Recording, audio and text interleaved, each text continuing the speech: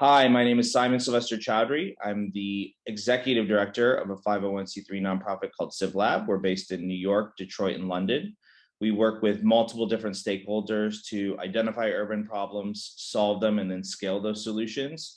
One of those stakeholders that perhaps plays the most important role is the government. And as New Yorkers, it's very important to work with other cities and learn from other cities. So today I feel very privileged to have Maniam from the Singapore government, who is the Deputy Secretary of the Ministry of Communications and Information.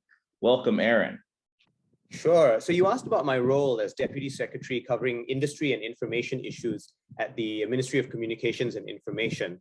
Essentially what I do is digitalization policy.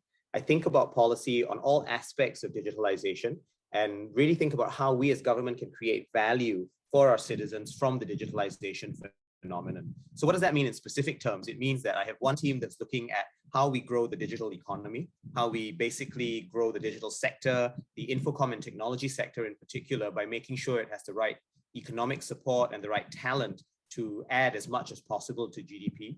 We have a separate team that looks at economic regulation issues. It looks at issues like market access and market power of big firms like telcos. It also looks at issues like AI and data and ensures that we have the right standards and rules in place to ensure that citizens can derive value and companies can derive value actually from both of these phenomena. Then in the social sphere, I have a couple of teams that look at different sets of issues. One looks at the promotion of digital in the social sphere. So it ensures that all citizens, regardless of background, have access and inclusion and are able to play meaningfully in the digital space. And then I have another team that looks at dealing with the problems, the more pernicious effects of the social sector of digitalization. So things like misinformation and falsehoods. I then have a couple of cross-cutting teams that think a bit about planning for the future, how we deal with digitalization and how it's changing our lives in such fundamental and dramatic ways. And then another team that looks at international issues arising from digitalization, making sure that our international agreements are updated for the digital age and making sure that our regulations are well harmonized across different partners. Absolutely. So, towards the end, you started talking about the problems and misinformation and things you learned in those experiences that have helped you prepare for the COVID pandemic. It's a great question, Simon. I'm not sure anything would have helped us prepare for something as large and transformative in such fundamental ways as the COVID-19 pandemic. But if I look back on my career, including the time at the Blavatnik School, as you mentioned, I can think of two major lessons that I've kind of kept close and hold dear to me in all the work that I do. The first is that we need to perennially plan for the future.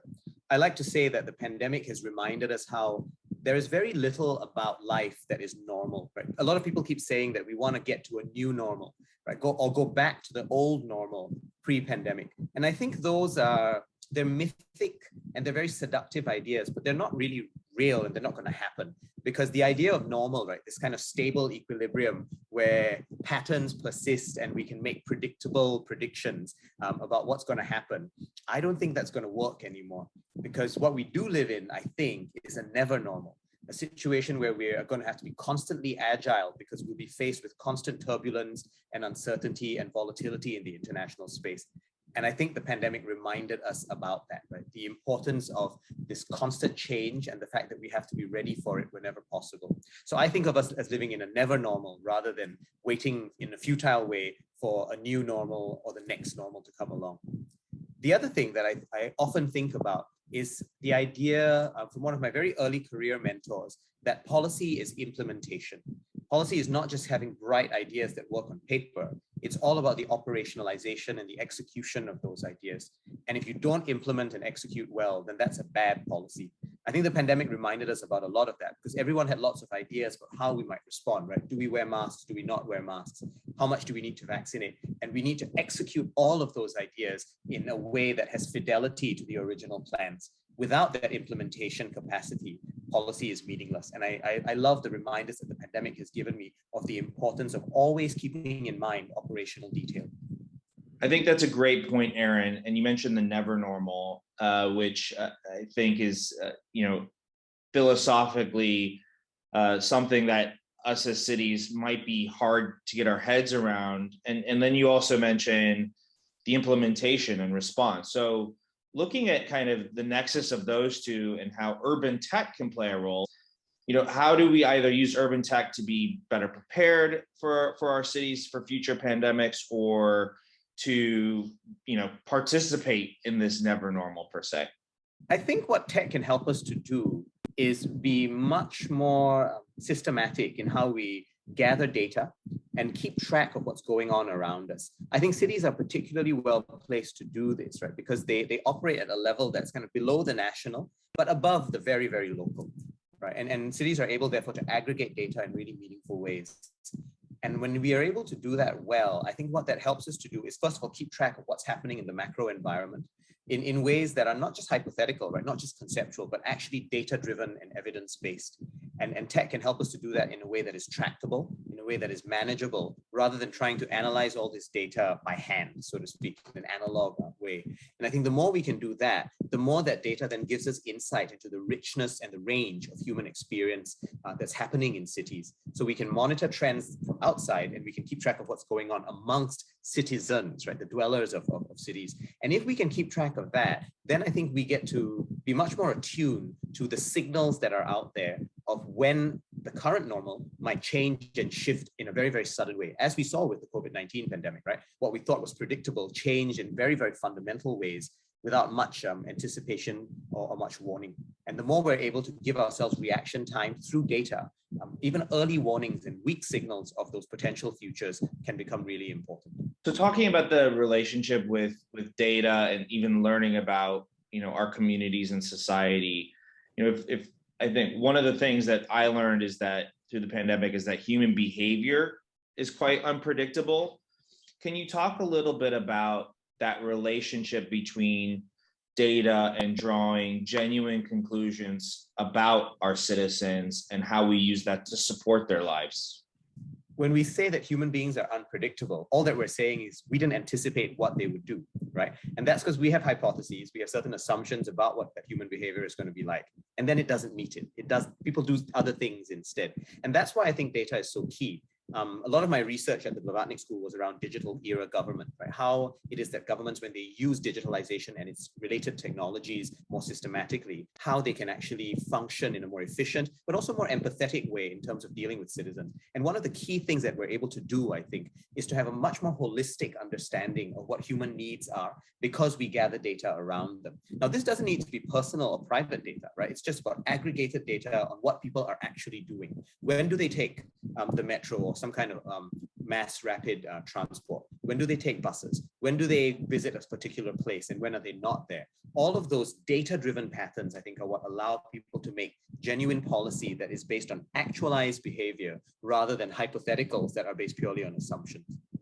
The one question that we have for each city is we'd love for you to provide a subtle or not so subtle brag about what New York can learn from Singapore, whether it be in the preparation for the pandemic, as you kind of spoke about before, in response of the pandemic, or in this new never normal that you described before.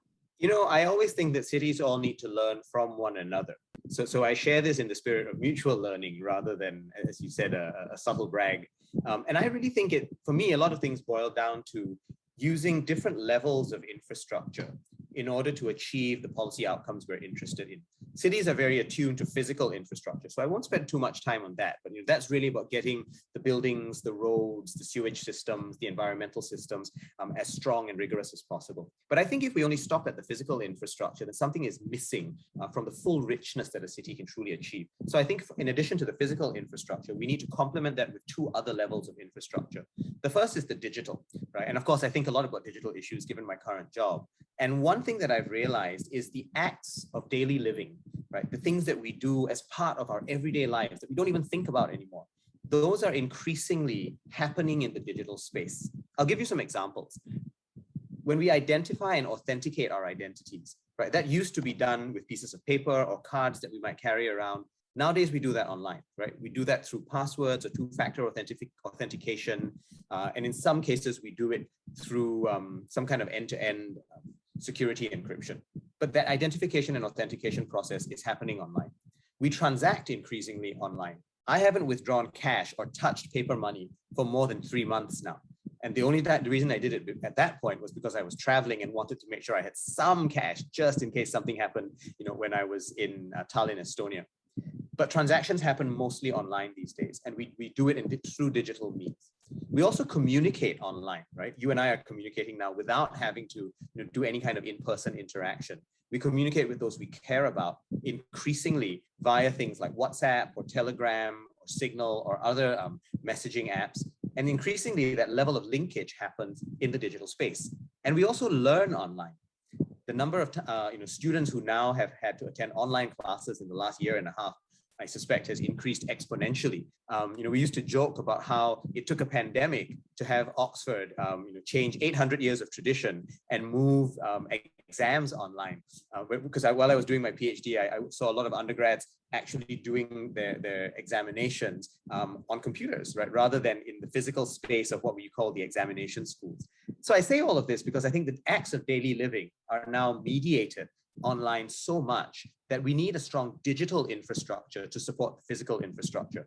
And that means things like broadband access for as many people as possible. And it means having the devices to use that broadband in the most meaningful and rich way.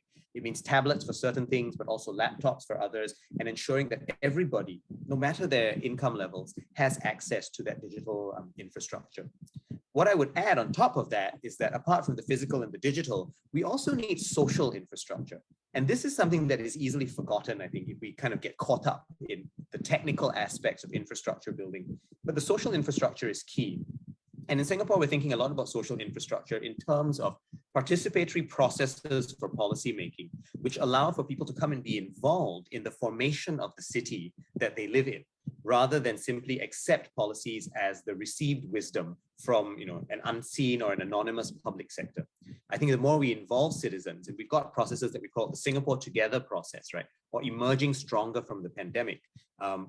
We actually called one of the processes Emerging Stronger.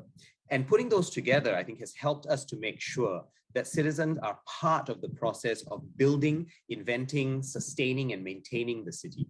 And when we put these together, right, the physical, the digital, and the social, then I think the infrastructures really start to mutually complement one another. And that's when we get to the real richness of city life. What's the role of the market in providing technology and digital access to our citizens? And how does the Singapore government, and you yourself particularly, work with them? That's a great question. And I do think you need every sector to come on board to achieve the full richness, and potential realization, right, of what a city life can be like.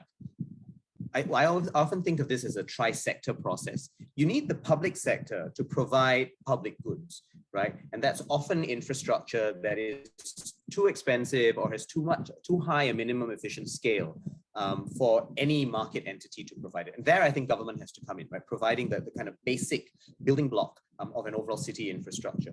The market should actually come in and provide a huge amount that can be provided, where there are no externalities and where the signals of demand and supply actually provide us with the right incentives to provide at optimal levels. And what I mean by this is, for most of us, the provision of digital infrastructure can come from the market. But where the state steps in, I think, is to make sure that those who can't afford things, or those who might not have the education to understand that particular aspects of digital are key for them, that's where I think the public sector should step in and do some level of that provision, but often working with philanthropic organizations or working with community groups to either gather the funding for it and to make sure that the execution. You mentioned AI. The CTO of New York, the Chief Technology Officer, John Paul Farmer, who's done a great job of looking at a number of different areas, such as broadband access and IoT and their role within our built environment, has also just released his the city's AI plan. Can you just talk a little bit about your work with AI and whether even the relationship between how you're working with the market or in neighborhoods within the city, and how the Singapore government thinks about AI as a tool? That's a great question, Simon. I would say there are three levels on which we approach AI. And I should say, by the way, John is a dear friend, and we were actually just chatting on Zoom just 2 days ago. We were catching up on both his strategy and what we're doing here. In Singapore, we think about AI at three levels. On the first, we're thinking about what the use cases of AI can be. Because AI, if it exists in a rarefied realm without affecting the lives of citizens, is not useful, right? We wanted to make sure that there are genuine use cases. And that means AI being used in schools, it means AI being used in healthcare, it means AI being used in the detection of particular either illnesses, or AI being used to track traffic movements so that we can figure out where the traffic jams are, and in an anticipatory way, actually redirect some people so that lives actually are made a little bit more convenient. So we're thinking about use cases in a very, very concrete way, because we think those are going to be key to affecting human life. Then there's also a regulatory aspect, right? Making sure that the right standards are in place for AI to achieve those valuable outcomes, rather than for AI to then end up having more pernicious outcomes. And what this means is ensuring that algorithms are as inclusive as possible, that when we detect particular bias in algorithms as we go about the learning process, that we rectify those things, and that we ensure overall that there's a strong ethical base for the AI technology. We actually have a council that looks at the ethical use of AI for us, because we want to bring multiple perspectives together. And it's a council that's chaired by a judge, a former Supreme Court judge from Singapore. And he actually chairs a committee of former civil servants, as well as people from the private sector and academia, as well as civil society, to bring together the range of perspectives that we need to understand the fullness of what the ethics of AI involves. And then finally, we need to make sure that the research aspects of AI are well covered, because AI is not going to stay static, right? The technology is going to keep changing. It's going to be perennially evolving. And we need to therefore stay abreast of what the most recent research is like, so that we can adjust and be agile in how our rules as well as our use cases also need to be evolutionary. Flash a slide or something. Don't worry. Yeah. Okay.